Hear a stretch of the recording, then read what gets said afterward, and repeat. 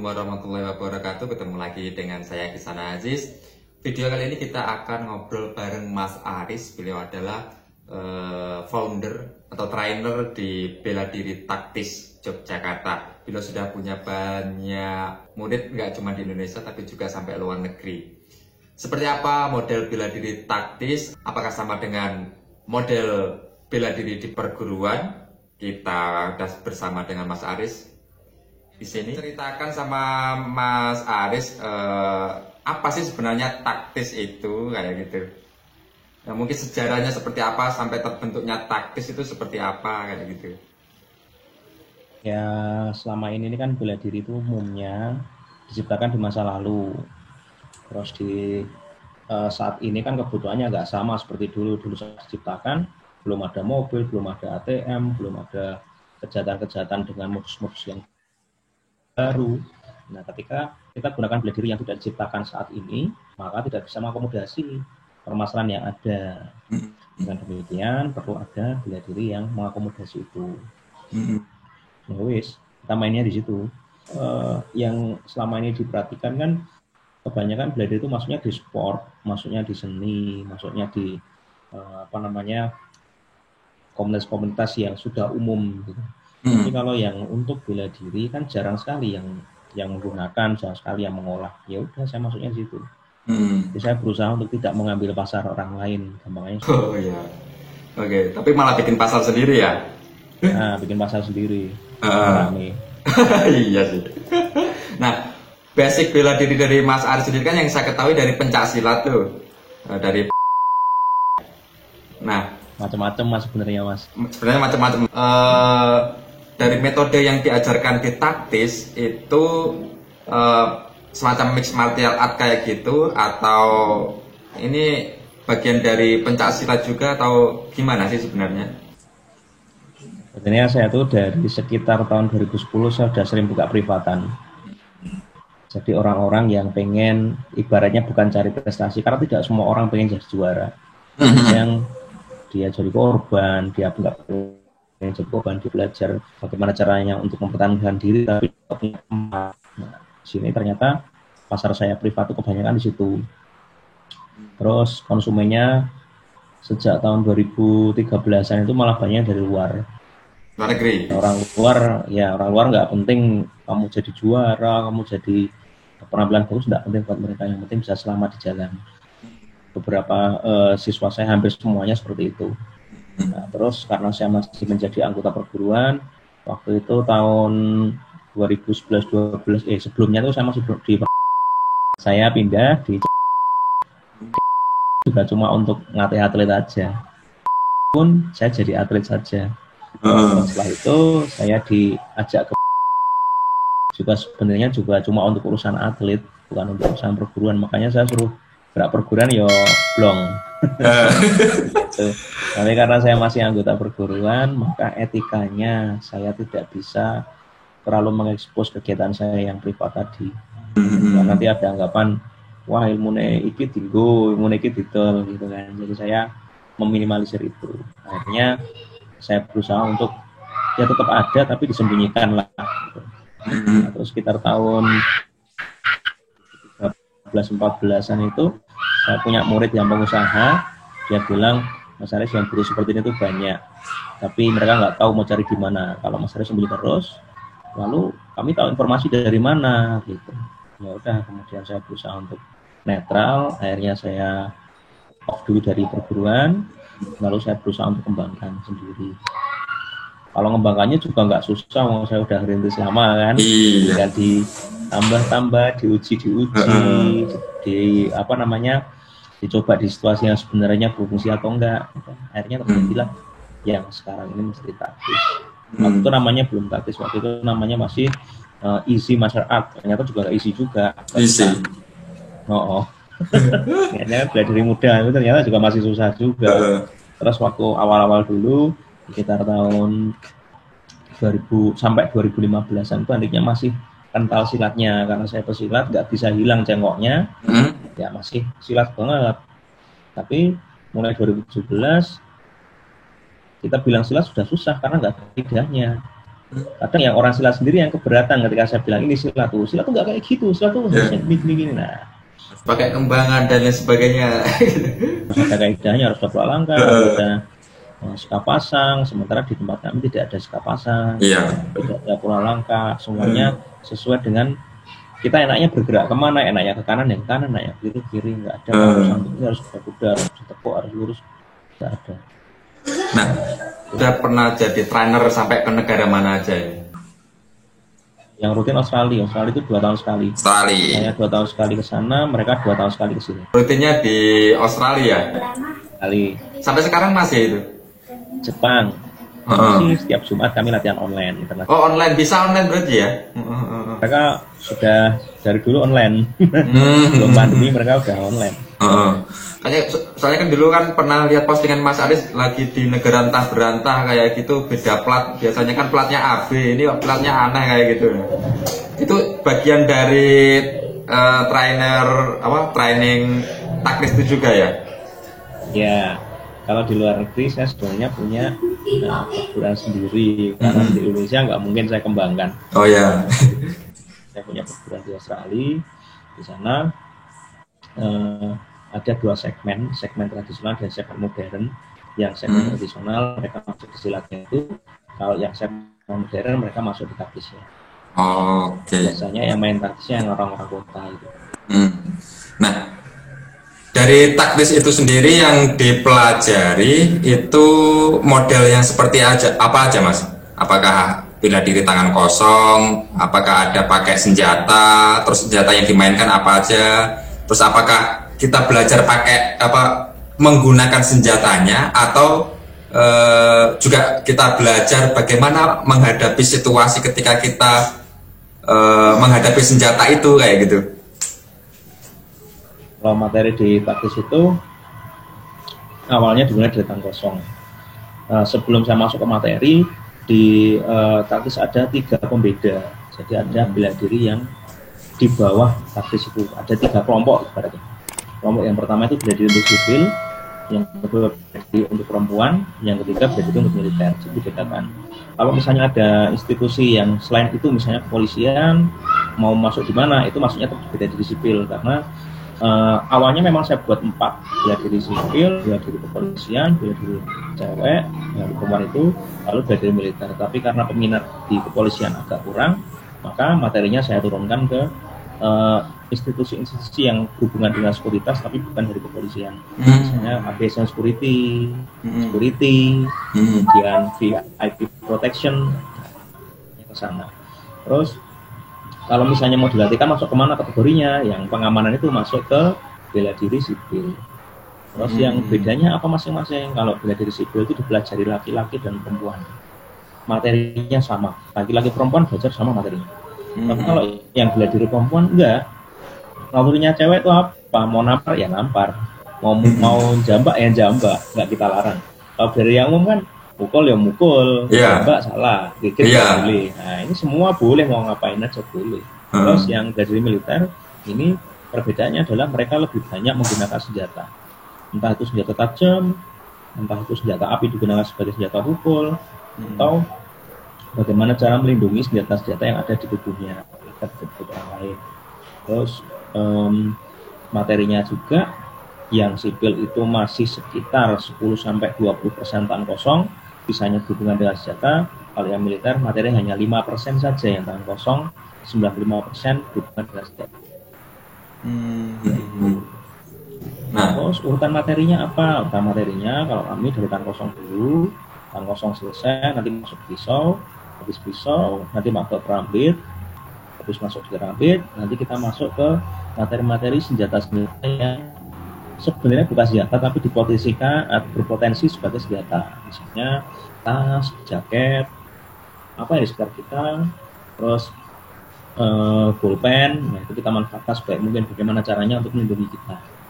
Terus kalau materi-materi yang 4 pokok itu sudah selesai, kita masuk ke materi yang disebut sebagai adaptasi situasi. Adaptasi situasi itu bagaimana? Misal kita berkelahi dalam kondisi gelap, kita berkelahi dalam kondisi yang sangat terang lampunya, kita berkelahi dalam kondisi mata satu tertutup atau mungkin kena darah dari kena pukul, darah menutupi mata yang satu. Nah, satu mata ini udah berpengaruh kalau kita berkelahi, karena kita nggak bisa menentukan sudut. Iya ya. Betul, satu cukup pegang depan, udah terlepas, karena kita nggak bisa menentukan jaraknya. Ya nggak? Iya betul. Jadi di sini kalau untuk satu mata kita pegang, belum tentu langsung kalau dua mata. Nah, ya kan? Barang sepele tapi nggak banyak yang tahu. Iya ya. Betul-betul saya harus belajar nih kayaknya ini. Kalau kayak gitu itu nggak dipelajari kan? Ya. Terus menciptakan refleks dengan cepat, itu spesialisnya kita. Terus melatih dalam jumlah yang besar, misalnya harus melatih 160 orang sekaligus, kita harus bagaimana triknya, kita membuat pembelajarannya biar menarik bagaimana, latihan refleks itu membosankan kita biar gak bosan, caranya gimana, kita harus tahu gamenya, kita harus bikin permainan-permainan yang membuat latihan tetap menyenangkan, padahal latihan cuma itu aja. Pertanyaan ini Mas, untuk taktis sendiri itu sifatnya perguruan atau apa Mas? Ini tanya. Kalau kita analogikan perguruan yang misalnya saya sebut bela diri aja, misalnya karate, silat, taekwondo, judo dan lain-lain itu adalah sekolahan. Taktis itu apa? Taktis itu ya bimbingan kayak netron, primagama, terus Ganesha Operation. Jadi kita tidak berdiri sejajar dengan mereka. Ini bela diri yang umum. Kita nggak di sini, kita di sini. Kita hanya di bawahnya, kita hanya memberikan yang di sini tidak ada. Misalnya nih di materi di pencak silat apa ada untuk cara merebut senapan, ada cara untuk merebut pistol, nggak ada. Cara membedakan senjata api asli dan mainan, nggak ada. Kami ada. Terus materi misalnya kita dalam kondisi naik kendaraan sampai di bangku didodok gitu ya, kita buka, saya pikir orang ngemis atau gimana, kita bukain gitu, jendela, ternyata masuk bawa pisau atau leher kita ditodong, kita dibeli duit. Ada materinya di sini? Nggak ada, kita ada. Tapi di sisi lain pun sebaliknya, materi yang sudah ada di sini belum tentu ada di sini. Contoh misalnya pendidikan karakter di pencak silat, di taekwondo, di judo ada, di nggak ada. Curang itu wajib. Curang itu nggak boleh. Iya, karena harus ada pendidikan etika, disiplin. Di tempat kami nggak ada. Disiplinnya ya disiplin berkelahi, bukan disiplin terus. Ayo kamu datang tepat waktu, jam segini harus sampai. Kita nggak ada. Kamu bisa datang terlambat, ya nggak apa-apa, ya rugikan kamu bukan saya. Intinya kita belajar bela diri di sini ya. Jadi aman kan, misalkan ada beberapa perguruan kan yang memang banyak yang sifatnya apa ya, masih kalau udah di sini belajar lain, perguruan lain nggak boleh, misalkan kayak gitu. Jadi kalau di sini aman karena ini bukan sifatnya bukan perguruan, ini semacam apa, klub atau sasana latihan bimbingan belajar gitu ya. Kalau kita dengan analoginya kita bimbingan belajar sama seperti kayak gini. Misalnya saya dari perguruan A, itu kan sama seperti saya sekolah di SMA 1 misalnya.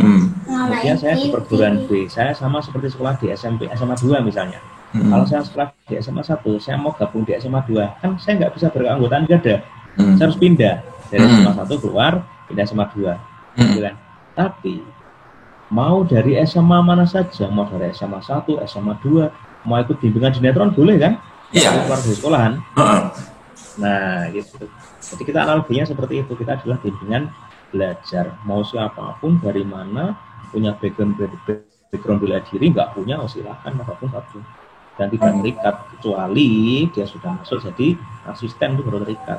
Tempat kami tidak ada sabuk, nggak ada aturan, nggak ada seragam. Jadi hanya ada 3 tingkatan saja, siswa, asisten, pelatih. Siswanya itu sebentar sekali, karena materinya memang bisa dihabiskan dengan sistem paket.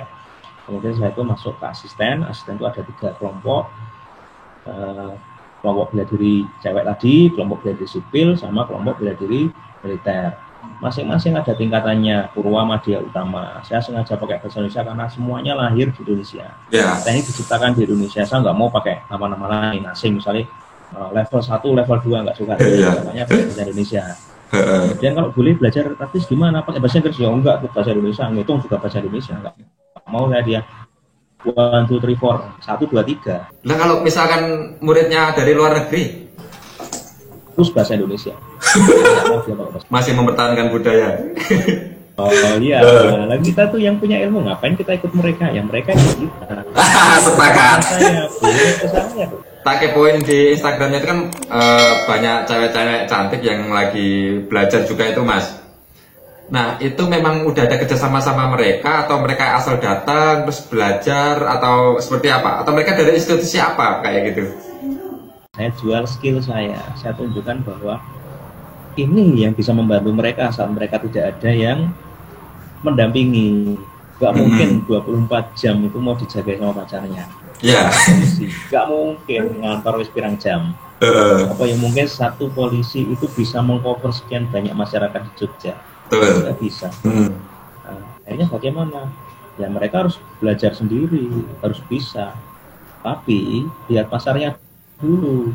Cewek itu males kalau pelatihan bela diri, ya kan? Maunya nggak mau lari-lari, nggak mau lari-lari, nggak mau latihan fisik capek-capek, nggak mau latihan fisik capek-capek. Yang ketiga pengennya cepat, males beli seragam. Gitu. Kecuali orang niat ya, orang niat atau misalnya di lingkungannya itu lingkungan memang banyak orang bela diri itu pasti mau. Iya sih. Kata mau, suruh ujian mau, bayar sekian mau. Tapi yang tidak berada di lingkungan itu bagaimana? Nggak mau dia. Mereka lebih mementingkan fashionnya mungkin kayak gitu, tapi mereka butuh skill juga. Betul, di gym pun kayak gitu. Kalau di gym aja, misalnya awal-awal dulu ya, cewek itu lebih tertarik dengan olahraga yang membentuk badan daripada yang melindungi dirinya. Fitness kok apa latihan dulu, fitness sih, katanya dia ragilem, gitu kan? Karena mereka lebih senang ambil menarik daripada selamat. Gitu. Kita harus bisa meyakinkan bahwa kamu kalau semakin menarik, maka peluang kejahatannya akan datang semakin banyak. Saya jelek, belum tentu dilirik penjahat, kecuali saya terlihat saya ada uang banyak, atau saya terlihat berbeda dibandingkan dengan yang lainnya, saya akan jadi sorotan, kemudian saya didekati, kemudian jadi korban. Tapi orang cantik itu sudah pasti kelihatan. 10 orang, 9 orang jelek, 1 orang cantik, 1 orang yang dilihat. 10 orang, 1 orang jelek, 9 orang cantik, ya itu yang jelek yang dilihat, berarti ini beda. Tapi kalau kita lihat akan lebih banyak yang orang yang standar menengah ke bawah penampilan wajahnya daripada yang cantik. Karena cantik itu kan butuh biaya. Dan biayanya nggak semua orang punya. Nah, kita nggak mereka. Bojone ayu ya parang. Iya. Nah, kan ada juga kayaknya beberapa senjata yang dimainkan di situ ada brandnya taktis kayak gitu. Nah, orang umum itu bisa nggak memilikinya? Boleh, asal duitnya ada aja. Oh bisa ya, berarti ya umum ya. Nggak harus belajar dulu gitu ya. Yang saya buat itu kita ambil pasarnya yang menengah ke atas, menengah lah paling enggak. Sebenarnya kalau dihitung-hitung itu juga nggak mahal kalau dari bahannya, tapi orang karena terbiasa lihat yang murah dulu, barang mahal pun akan dia anggap murah. Misal lambe seperti ini, kan saya lebih suka pakai bag. Kenapa? Karena kita nggak perlu pengunci, jadi kita tinggal tarik aja. Masukin juga tinggal masukin, dia kan udah terkunci. Iya. Tapi ini sarungnya aja harganya udah 400 ribuan. Jadi nggak mungkin keramik ini harganya cuma 100 ribu. 100 ribu saya borong. Kadang orang kan berpikirnya nggak ke situ. Begitu saya bilang misalnya, ini harganya 450 ribu. Langsung, wah mahal sekali. Ya mahal, kamu bandingannya sama mana dulu? Kalau bandingannya sama beli kerupuk ya mahal. Kalau bandingannya sama kamu beli kamera ya ini murah. Tinggal kamu kebutuhannya di mana. Jadi kebanyakan orang akan berpikirnya sampai situ dulu. Dia mikir dulu ini mahal, ini murah. Tanpa mempedulikan bahwa kualitasnya itu di mana. Ya ibaratnya rupo lah. Kalau mau yang murah ya kualitasnya biasa. Kalau mau yang kualitasnya bagus ya harganya akan lebih mahal. Tapi walaupun beberapa kerambit dan pisau di tempat kami desain sendiri, orang selain taktis pun boleh menggunakan, boleh memiliki, asal kita percaya. Soalnya barang tajam kita punya spesifikasi sendiri, ketika itu terjadi disalahgunakan, kita bisa kena gitu. Iya. Kalau tumpul, wah siapapun boleh punya. Boleh, siapapun boleh kalau mau memiliki. Kaos pun sama. Kaos itu saya nyetaknya lebih banyak daripada jumlah murid saya, tapi habis. Saya juga bingung juga, habis. Ternyata yang nggak latihan pun mereka bikin memiliki. Saya baru seminggu yang lalu udah pesan lagi, selesai, habis. Jadi boleh semuanya memiliki. Kalau pengen belajar taktis berarti kita harus kemana nih Mas? Tinggal di search aja di Google Map, ya taktis pasti ketemu rumah saya. Oh gitu, di rumahnya.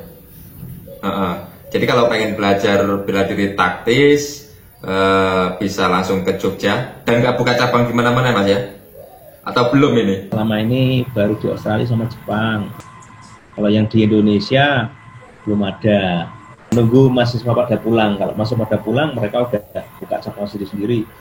Yang masih masuk training, ini anak dari Lamongan satu, kemudian Jakarta satu. Yang Jakarta udah mulai buka, tapi kemarin karena COVID, ya udah sewa gedung jadi nggak kepake. Kiranya udah di Jakarta sekarang.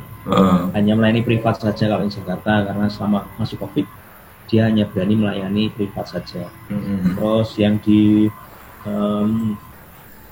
Jawa Timur masih progres, Jakarta sudah, Magelang sudah ada, tapi juga sama masih melayani privat, belum berani umum.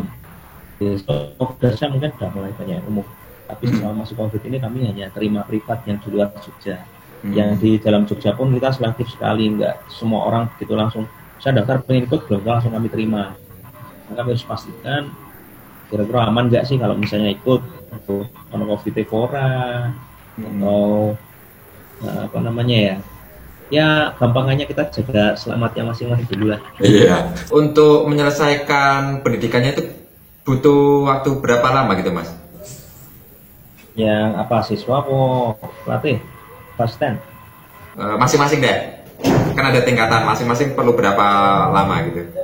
Siswanya minimal 10 pertemuan minimal. Ya. Nah, setelah selesai pertemuannya yang terakhir, diajak main kemana, tiba-tiba diculik. Ada kayak gitunya juga? Langsung setelah di kasus gitu ya?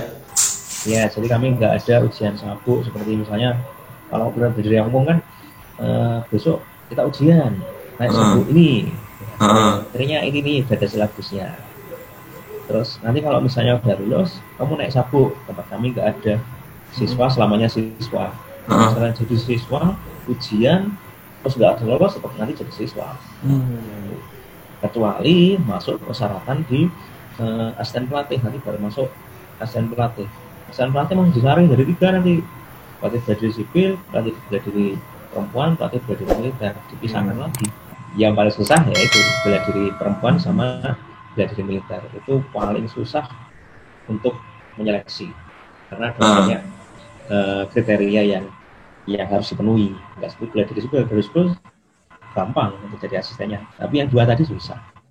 Karena yang perempuan harus tahan. Tahan untuk menjaga matanya, cara berbicaranya, penampilan harus menarik.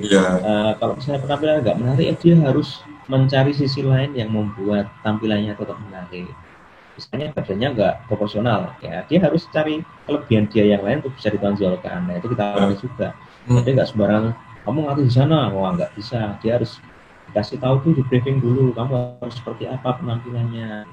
Terus karena yang kami ajak untuk bela diri perempuan itu adalah orang-orang atau tempat-tempat yang sangat bagaimana ya ibaratnya, sebenarnya tertutup tapi terbuka gimana ya, maksudnya itu dia semua orang nggak bisa masuk ke situ, tapi mereka bebas expose. Nah, Karena dalam situasi seperti itu mereka harus dapat asisten yang cara ngomongnya enak, tidak menyinggung tidak menyinggung perasaan muridnya, kemudian tidak minta nomor HP, susah.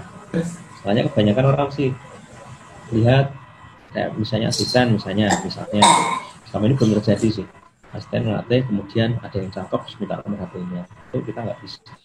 Kalau mereka ngasih kita terima, tapi kalau kita minta kita pantang. Walaupun tidak ada tertulis di situ nggak boleh minta nomor HP, kita nggak Maka itu nanti menyangkut profesionalisme. Soalnya wah cakep diminta nomor HP, diajak keluar ada apa-apa, wah bahaya. Siswa itu kan 10 pertemuan. Untuk asisten itu dia minimal dia harus ikut training selama 5 kali latihan yang berturut-turut. Jadi kita ada campnya, ada camp asisten. Camp asisten itu 5 hari berturut-turut di rumah. Jadi suruh mereview materi dari siswa, kemudian kita cari cara-cara bergaulnya bagaimana, kemudian dia nanti akan bertugas mengasah medannya, kemudian dia harus praktek mengajar. Terus untuk menjadi asisten dia harus punya tempat latihan atau minimal dia punya kemampuan untuk melaksanakan workshop. Ujian mereka di akhir pelatihan asisten itu adalah mereka harus membuat workshop. Workshopnya itu tidak kita batasi jumlah peserta minimalnya berapapun. Malah misalnya dia harus 1 orang ya 1 orang apa. Cuma mau lihat bagaimana cara dia menyampaikan materi, bagaimana cara dia menghadapi siswa yang karakternya macam-macam, cara menjelaskan materinya. Lulus ya sudah terus. Terus kan lama-lama dia harus punya tempat latihan sendiri, harus rutin latihan, malah jadinya latihan terus. Latihan. Tapi untuk menempuhnya dia butuh waktu hanya 5 kali pertemuan saja.